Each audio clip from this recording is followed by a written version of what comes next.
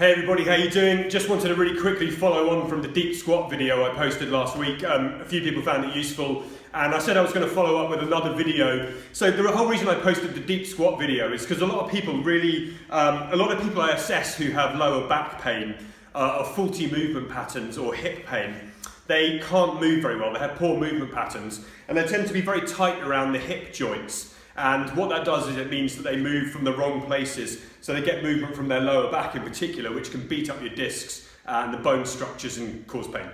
So we had a look at kind of poor movement quality. When I assess people for lower back pain, there are three common things that come up. First one is poor range of motion in the hips, and they're unable to do one of the primal movement patterns, the deep squat. We covered that last week. So today, second thing is the hip hinge. Almost everybody I assess cannot hinge at the hips. They can't perform a proper hip hinge. So this is really, really fundamental. It's another kind of primal movement pattern, as Paul Chek calls them. So this is a movement that humans need to be able to do. And when I assess people, they can't do a hinge. And a hinge basically is different to a bend. So it's not like touching your toes, where you're bending over and you're moving from your spine, which is absolutely fine, but we don't want to do that with any kind of load.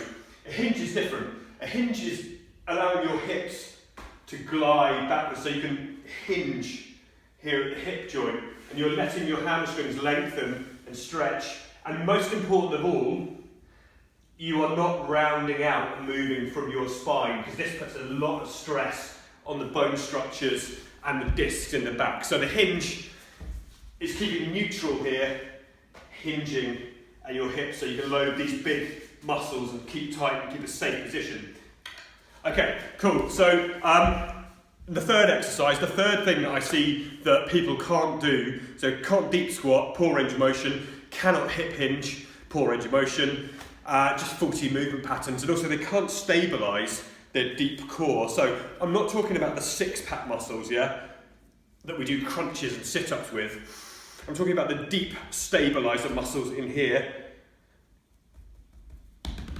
that get you switched on and make this into a solid cylinder so that you are safe when you're under load. I'm going to cover that in the next video. Anyway, enough talk. Here is what some hip hinges look like.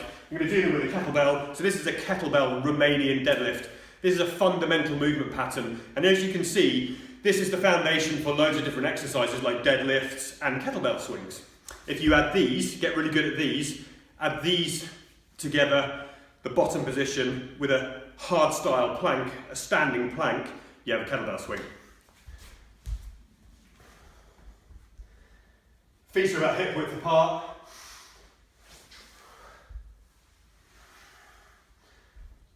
Soft knees, tuck the chin, long spine, tight core.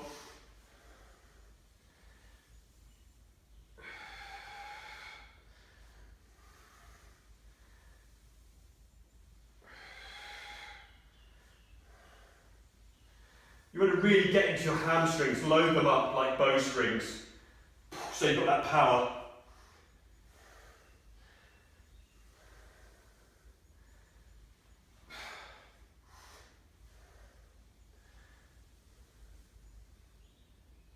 Finish in a standing plank, tight, tight, tucked, long spine. And what you want to be particularly careful of is to make sure that you do not move from your spine. Do not round out under load, because this puts a lot of stress on your discs, and do not snap the other way under load.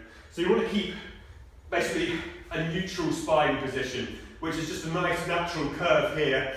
Keep nice and engaged here so that you have a good position and you're protecting your spine.